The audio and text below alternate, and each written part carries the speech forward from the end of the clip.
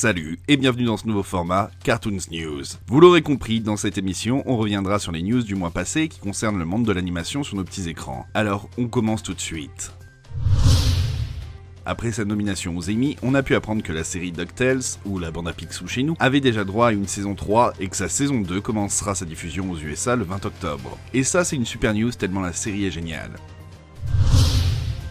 Les fans du Club Dorothée peuvent se réjouir puisque TF1 et Viz Media Europe amèneront la version 2019 de Olive et Tom et de My Hero Academia en France. Olive et Tom sera diffusé à la fois sur TF1 dans le blog de Tfou, mais aussi sur TFX pour toucher une plus large audience à partir de l'année prochaine. L'animé super-héroïque My Hero Academia, pour sa part, ne sera diffusé que sur TFX avant la fin de l'année. Comme quoi, TF1 et les animés, c'est peut-être une histoire d'amour qui va se renouveler.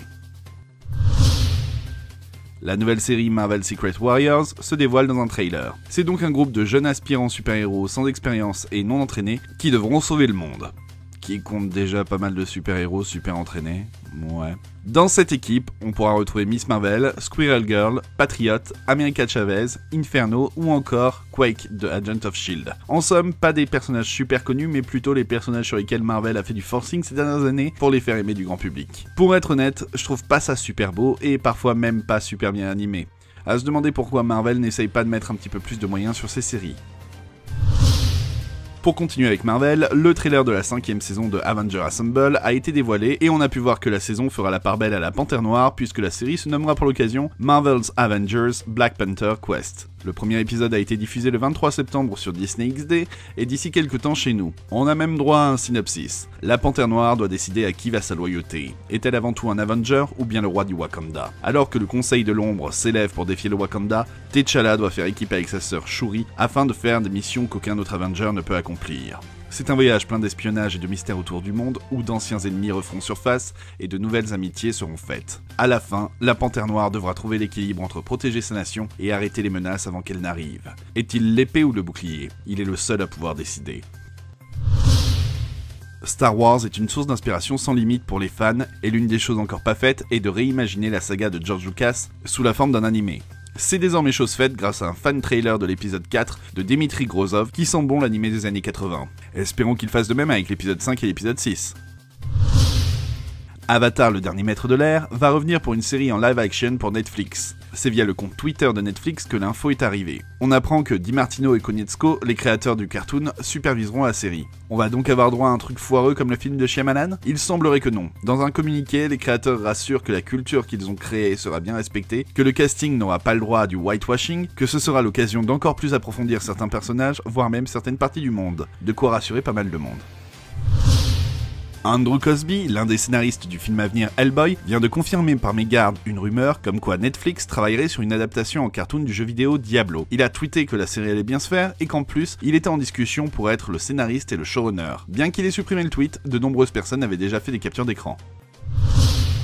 La nouvelle série Star Wars Resistance de Disney se montre dans un trailer. Et là aussi, j'ai du mal à comprendre où va Disney, puisque le tout est assez fade, loin de Star Wars Rebels. On se dirait revenu à la 2D des séries vides des années 2000. La série est toujours supervisée par Dave Filoni, qui s'est inspiré des combats aériens de la Seconde Guerre mondiale et de ses pilotes pour ce cartoon.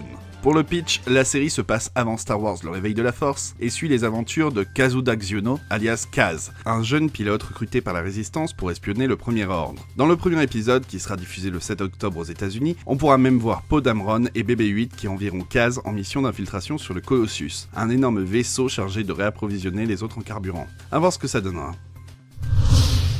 DreamWorks Animation Television a diffusé un trailer pour sa nouvelle série She-Ra and the Princesses of Power, le reboot du spin-off des Maîtres de l'Univers de 1985 pour le compte de Netflix. On peut y voir Adora, une orpheline de la planète Etheria, qui va trouver une épée magique, la transformant en She-Ra, la princesse du pouvoir. C'est l'actrice qui double déjà Elena Davalor qui doublera She-Ra. Les premières images de la série avaient pas mal buzzé sur internet, avec pas mal de propos dégradants parce que la direction artistique avait trop changé, qu'ils avaient trahi les fans, ou en disant que la princesse n'était pas assez sexy. La série de Dan Harmon et Justin Roiland, Rick et Morty, vient de remporter son premier Emmy Award, celui du meilleur programme animé pour son épisode Pickle Rick. Récompense à laquelle les créateurs de la série eux-mêmes ne s'attendaient pas dû au caractère loufoque de leur série. Après 10 saisons, le cartoon Adventure Time vient de tirer sa révérence. Et même si la plupart des médias ne retiendront du final qu'une scène de baiser, il faut dire que le tout est assez ambigu et que la série ne se termine pas vraiment sur un ton si positif que ça. Chacun pourra se faire son opinion, mais ce qui est certain, c'est qu'Adventure Time aura su marquer son temps. Vous avez peut-être déjà vu la vidéo passer sur vos réseaux sociaux, il s'agit d'un comparatif entre le générique original de Batman The Animated Series et sa version remasterisée. Le tout est prometteur et donne bien envie pour le reste de la série qui a le droit à sa sortie en Blu-ray en octobre au pays de l'oncle Sam. Bon, je crois que je vais devoir racheter le coffret si c'est comme ça. Et voilà, c'est la fin des news pour ce premier épisode. N'hésitez pas à donner votre avis sur ces informations et sur l'émission en particulier. Vous retrouverez les liens de toutes les vidéos dans la description. On se retrouve dans les commentaires pour parler de tout ça. D'ici là, je compte sur vous pour liker, partager la vidéo à toutes les personnes que vous connaissez, et on se retrouve le mois prochain pour traiter d'autres news. Vous pouvez retourner à votre cartoon du moment.